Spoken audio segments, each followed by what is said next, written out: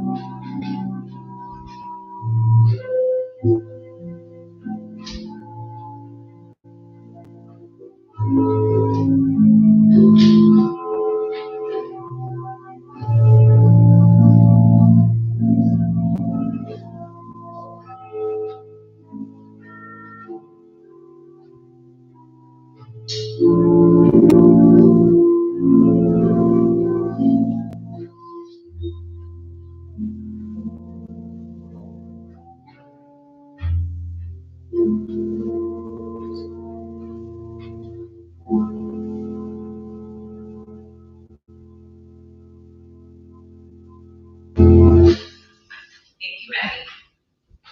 Good morning, everyone. Good morning. And welcome to Champaign Unitarian Universalist Church. We're glad you joined us for worship today.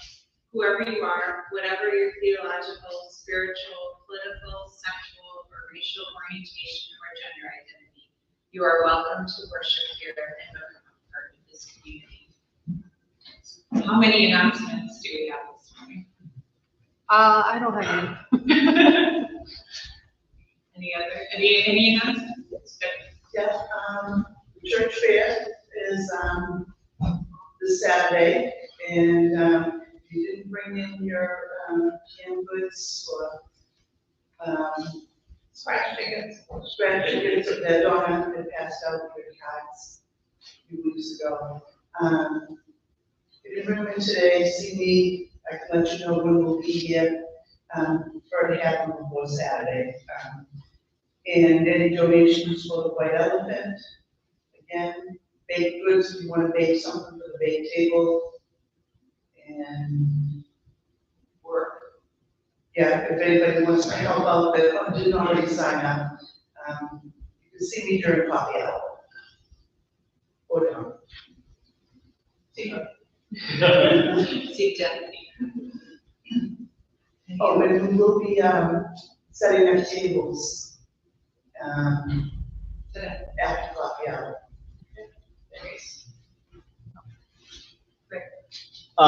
Just wanted to thank everyone who came to the coffee house this season, for this half of the season, and everyone who made it out, especially last night.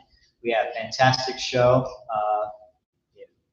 Turnout, the concessions, the donations. It was all, probably our best show yet. So thank you to everyone that's helped make this happen, and we'll start back up again in March. Any other? I'd like to thank everybody who came to my 40th birthday party. And we had many donations to Dakin Animal Shelter. Either was done by check by donations of cat food, dog food, all kinds of stuff. So I just want to thank everybody for everything. And happy belated for you. Did you find that kitten I dropped off? I found it in the neighborhood. Oh, Oh, Any other announcements? Well, then I will turn things over to Reverend Barbara DeCombs.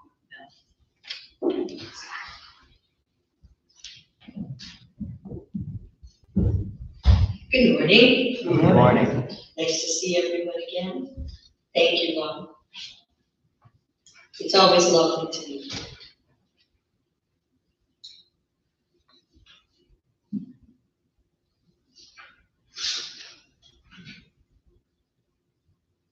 Today I'm going to be talking about Thoreau.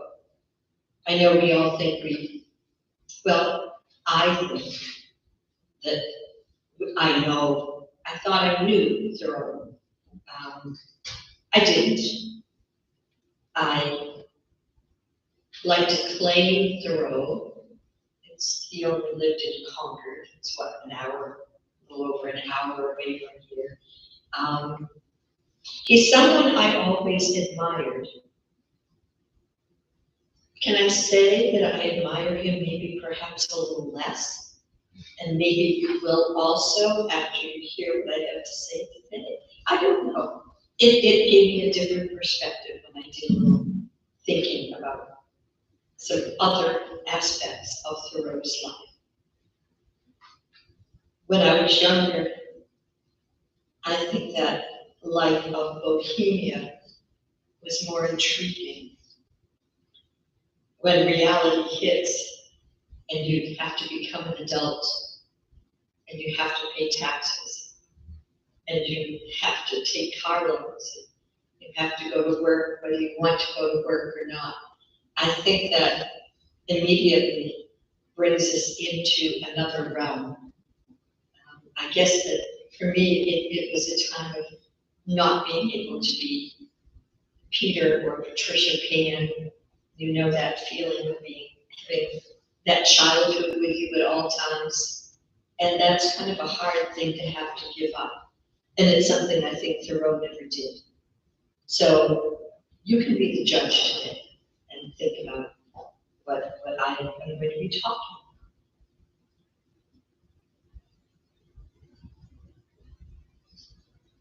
For a moment, I'd like you to turn to the people who are closest to you in proximity and wish them a good morning. I know it's a chilly one, but it's a nice time to acknowledge the people next to us, behind us, in front of us. You can give hugs if that's what you'd like to do. You can wave. You can do whatever you need to. Oh, now that's nice. Especially for a 40-year-old man. You look just great. Great. I love it. I love it. 40 is just lovely. Wow. I remember when I turned 50 and my mother said to me, well, that's not possible because I'm only 50. And I had to disavow her that thought because apparently she wasn't. But as long as we all feel for you, and for you, of course, you're both good. So that's a lovely thing. A happy birthday to you. Yes.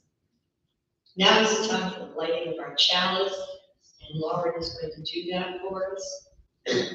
And as she does so, perhaps we could join together in saying the words that are printed in your order of service.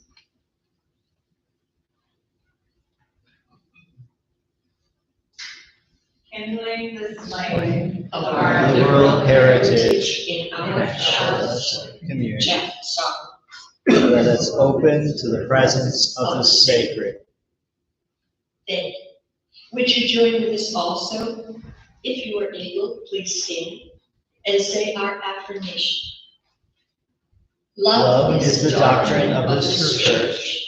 The quest for truth its sacrament, and service is its prayer. To dwell together in peace, to seek knowledge and freedom, to serve humanity in fellowship, to the end that all souls shall grow into harmony with the divine. Thus do we covenant with each other and with God. Our first hymn is number 44. We sing of golden mornings. Please remain standing as you were willing and able. Maddie is going to accompany us on the piano this morning. And she will do so admirably, as she always does. Oh, now there's pressure. No pressure at all. Admiral None. Admiral. None.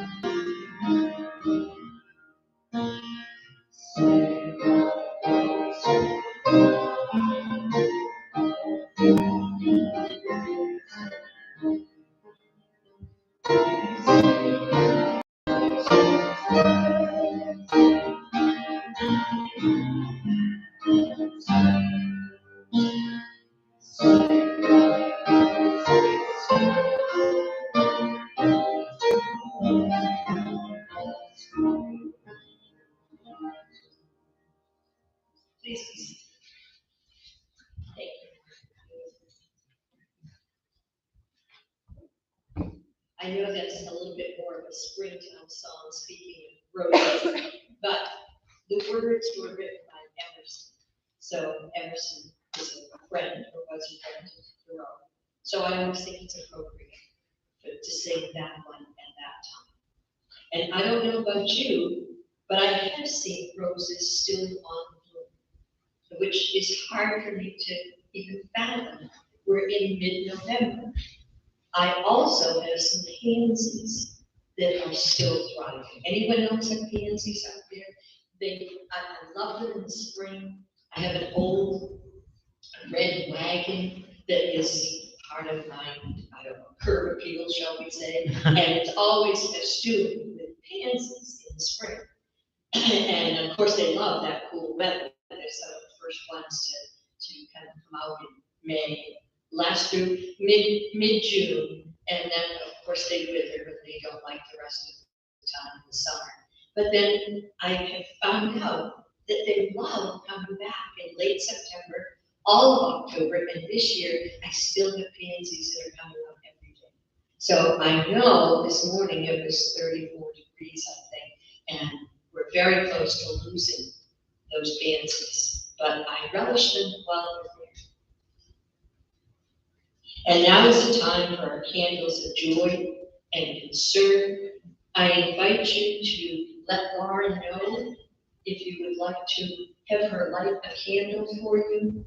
And if you just want to stand up and have her light a candle, that is fine. You do not have to voice your joy or concern. Although if you do so, we will rejoice with you if it is a joy, and we will if it is one of those. A candle of joy for Maggie, who just turned 3. God help That's us such a all. lovely page. Oh, yes. I Hopefully it'll be know, better I'm than always 2. for the mother and father. I know, I do remember.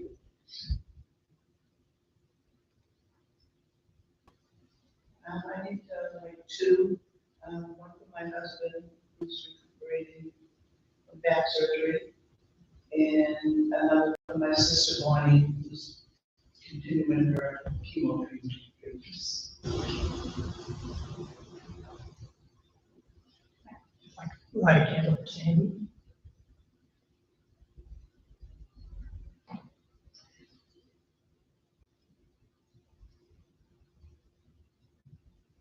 Candle of joy for last night's coffee house and gave you take a couple months break.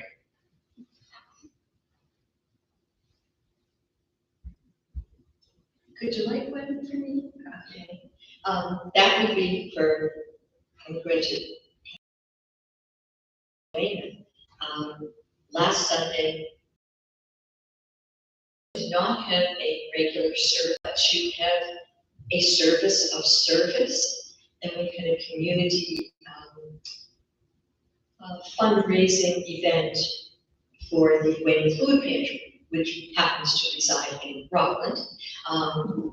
But we are a tiny church. We're I could lie and say we're your size, we're not, we're even smaller. But with the community's help, we raised over 450 pounds of food and personal items. Used the purchasing power of $1,600, and we donated 72 bags of food and personal items. And I don't know if you know Pam, she's a director there, and she's from England. She has this wonderful English accent. And so when we dropped their Robbins, you know, that lovely English accent, she was very grateful. And it's just that time of year when, you know, it's hard enough having food deprivation when it's sunny and 80 degrees out. It gets much, much harder when it's this time of year. And especially with holidays approaching, which are supposed to be all joy and fun. And sometimes they're not either joyful or fun for many people. So I urge you to contribute to I know you have a Rockland Food Pantry, I'm sure you do. And, I urge you to do that. It makes you feel good and it makes other people feel good. So thanks a lot.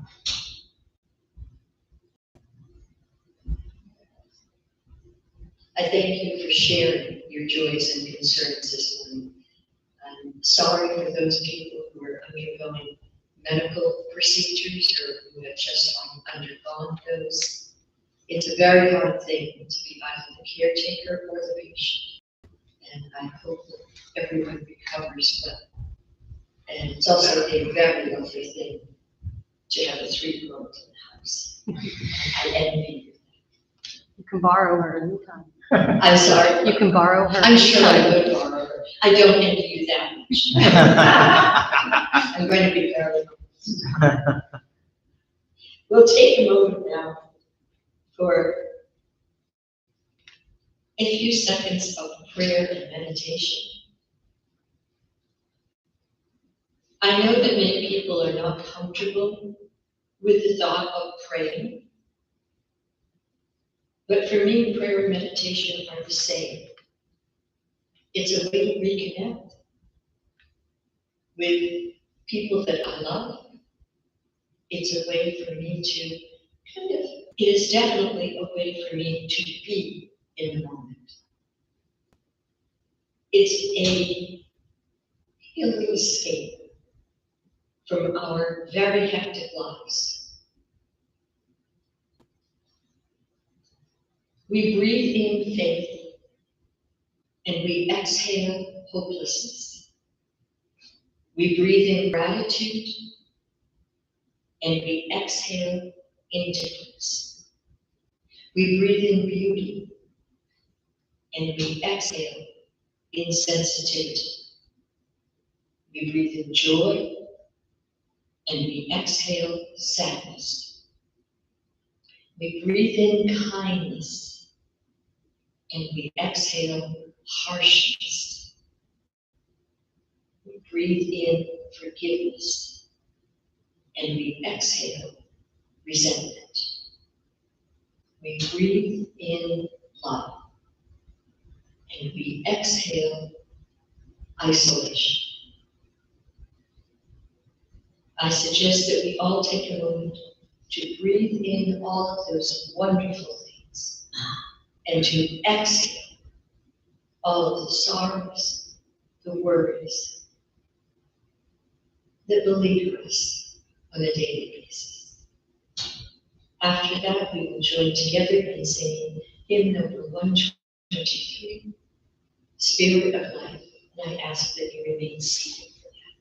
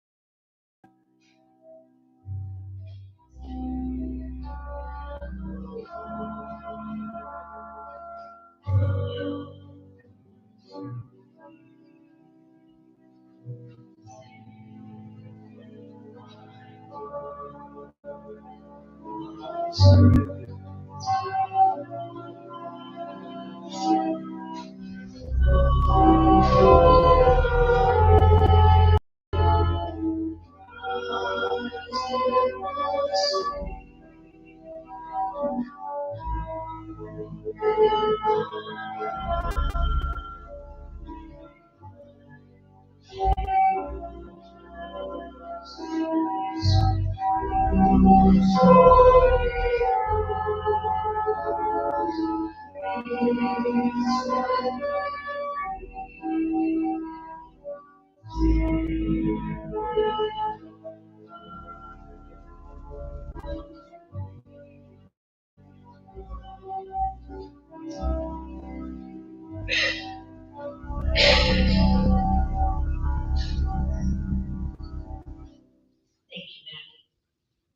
Maggie. This church offers you many things, so it's time for you to offer it up and offer right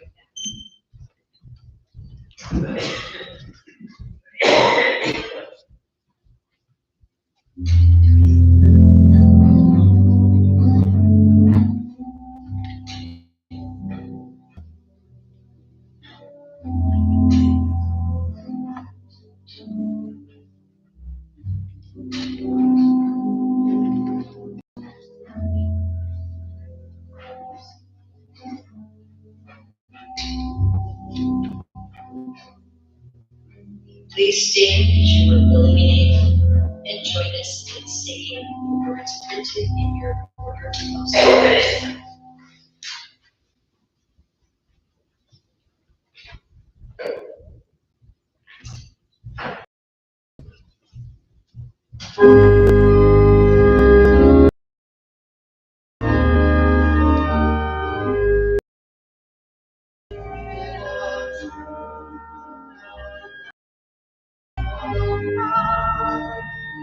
We bring ourselves as gifts. Oh, my God, bless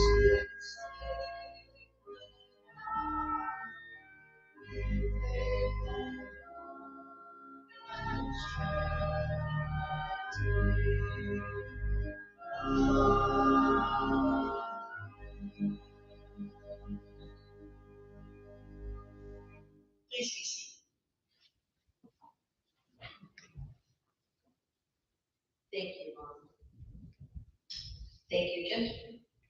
Thank you all. Now, Henry David Thoreau was born in Concord, Massachusetts on July 12, 1817. He was the son of Cynthia Dunbar and John Thoreau, and one of 4 siblings.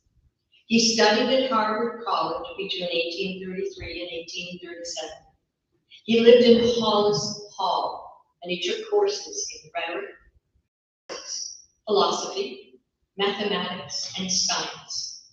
He was a member of the Institute of 1770, now known as the Hasty Pudding Club. And according to legend, Thoreau refused to pay the $5 fee, which approximately would be equivalent to about $130 now, for a Harvard diploma, stating that, quote, every sheep should keep its own skin, unquote. So after leaving college, but not receiving his diploma, Thoreau returned to his family's home. Law, church, business, medicine didn't interest him. So he decided to teach school for a few years in Canton. When he had dropped out of college, he was 1 course short of finishing. That was when he found out that he owed the $5. But he did return a few years later, took the course, and he graduated. I have no idea who paid the $5. And upon graduation, he joined the faculty at a public school in Concord.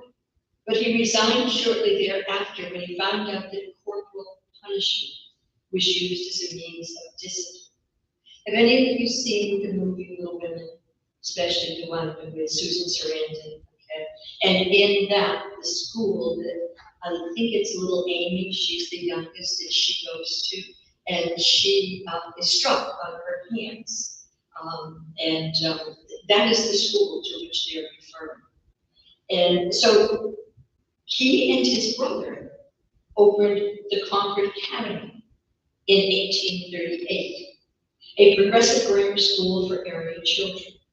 Here they taught not also engaged in nature walks and visits to local shops and businesses. His brother John died soon thereafter when he cut himself badly while shaving, something that would not bother any of us, but he developed tetanus and he succumbed to his illness in 1842. Henry David Thoreau met Ralph Waldo Emerson in Concord, and they became fast friends. Although Emerson was 14 years Henry's senior, he did take a paternal interest in the young man, and he introduced him to many of his influential and sometimes rich, shall we say, friends, including William Ellery Channing, a Unitarian minister. I think your church will be named after that gentleman. Margaret Fuller, a fellow educator, and a transcendentalist and women's rights advocate, and Bronson Alcott, another educator. Emerson urged Thoreau to offer his essays and poems to The Dial, a literary magazine run by Margaret Fuller. Thoreau is a philosopher of nature and its relation to the human condition, and in his early years, he followed transcendentalism, a loose and eclectic idealist philosophy advocated by Emerson, Fuller, and of course Alcott. They held that an ideal spiritual state transcends or goes beyond the physical and empirical, and that one achieves that insight by personal intuition rather than religious doctrine. In their view, nature is the outward sign of inward spirit, expressing the radical correspondence of visible things and human thoughts, as Emerson wrote in Nature in 1836. Now, in April of 1841, Thoreau moved into the Emerson household. There, from 41 to 44, he served as a children's tutor, again, reminiscent of Little Women. He was also an editorial assistant to repairman and oftentimes a gardener. Thoreau later returned to Concord and worked in his family's pencil factory, which he would continue to do alongside with his writing and other works for most of his adult life. He rediscovered the process of making good pencils with inferior graphite by using clay as the binder. This invention allowed profitable use of a graphite source found in New Hampshire that had been purchased in 1821 by Thoreau's uncle, Charles Dunbar. Later, Thoreau converted the pencil factory to plumbago, a name for graphite at the time, which was used in the electrotyping process. Now, once back in Concord, Thoreau went through another restless period. In April of 1844, he and his friend, Edward Hoare, accidentally set fire to 300 acres of Walden Woods, not far from where he would later erect his infamous cottage. He later wrote, "I went to the woods because I wished to live deliberately, to front only the essential facts of life, and see if I could not learn what it had to teach, and not, when I came to die, discover that I had not even lived. I did not wish to live what was not life, for living is so deep, nor did I wish to practice resignation, unless it was quite necessary. I wanted to live deep and suck out all the marrow of life, to live so sturdily and Spartan-like as to put to rout all that was not life, to cut a broad swath and shave close, to drive life into a corner and reduce it to its lowest terms, and if it proved to be mean, why then to get the whole and genuine meanness of it, and publish its meanness to the world, or, if it were sublime, to know it by experience, and be able to give a true account of it in my next excursion." In March of 1845, Ellen Channing told Thoreau, "Go out and there begin the grand devouring yourself alive. I see no other alternative, no other hope for you." So, on July 4th, 1845, Thoreau embarked on a 2-year experiment in what he called simple living, moving to a small house in a second growth forest after he burned half of it down, around the shores of Walden Pond. The house was in a pretty pasture and woodlot, he said, of 14 acres that Emerson had bought, 1.5 miles from the family home. On July 24th or 25th, history is not sure, Thoreau ran into the local tax collector, Sam Staples, who asked him to pay 6 years of delinquent poll taxes. Thoreau refused because of his opposition to the Mexican-American War and slavery. And so he spent a night in jail because of this refusal. The next day, Thoreau was free when someone, likely to have been his rich aunt, do you remember that from Little Women, the rich aunt? Yes. Paid the tax against his wishes. The experience had a strong impact on Thoreau. In January and February in 1848, he delivered lectures on the rights and duties of the individual in relation to government, explaining his tax resistance at the Concord Lyceum. Bronson Alcott attended the lecture, writing in his journal, "I heard Thoreau's lecture before the Lyceum on the relation of the individual to the state, an admirable statement of the rights of the individual to self-government, and it was an attentive audience.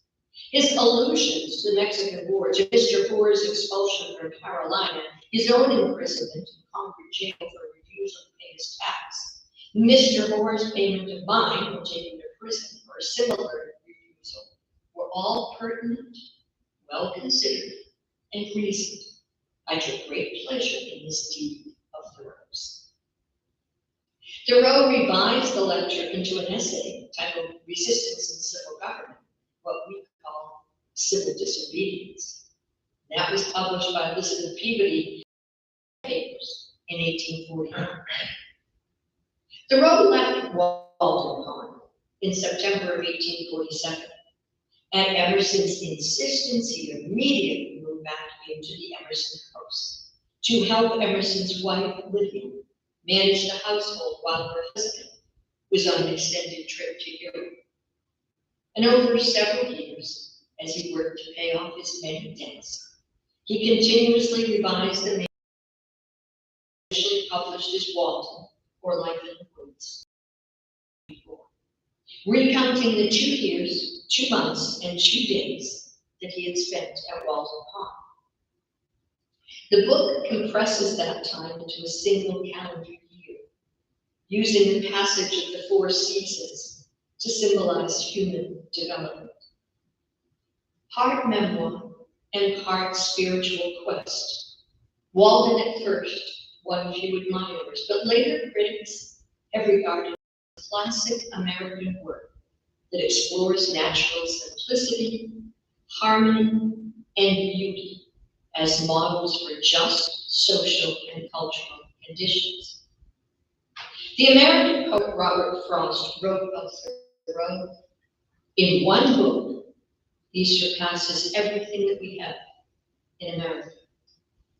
The American author John Updike said of the book, a century and a half after its publication, Walden has become such a totem of the back to nature, preservationist, anti-business, civil disobedience mindset, and Thoreau so vivid a protester, so perfect a crank and hermit saint, that the book risks being as revered and as unread as the Bible. I always love that. Thoreau moved out of Emerson's house in 1848 in the summer, and he stayed at another friend's house on nearby Belknap Street. In 1850, he moved into yet another friend's home, where he lived until his death at only 44. And he died on May 6, 1862, after a long battle with tuberculosis. Thoreau never married or had children. In fact, whether he was gay or straight or something else has never been established. He lived much of his life alone, even most often with the Emerson household. Thoreau had few friends and even fewer confidants. I do not mean to imply that he was mean or even a total recluse, although he, of course, did live primarily by himself for more than 2 years at Walden Pond. What he was a thinker, a philosopher, a teacher, a poet, a writer, a searcher, a Peter Pan. Thoreau's discussion of love and friendship urges us to reflect upon what we can and cannot expect from our closest human relationships, and on their role in a good life. He asked much not only of himself, but of those whose friendship he did cultivate. To be Thoreau's friend must have been very difficult indeed. While theoretically I admire Thoreau, realistically it is hard for me to do so. He lived off of his acquaintances whenever he could. He borrowed, especially Emerson, and paid it back. And for a man who claimed to be independent and to wish to suck out all the marrow of life, he seemed often to be able to do that only at the expense of others. It is not my intention to besmirch the reputation or the authenticity of this man. Rather, my intent is to lay open another side of him. To hold such a man in such high esteem as Americans and the world still do is not wrong, but I do think it may be myopic. Thoreau could only afford to live Spartan life and to suck out all the marrow of life because of benefactors like Emerson and Margaret Fuller, who together and separately supported and provided him with income.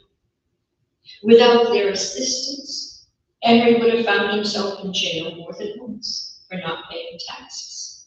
He refused to pay any of his taxes himself, but if his friends had done the same thing, there might have been no houses in which he could have lived. Living deliberately is a very, very lofty goal. It's a good goal, an admirable goal.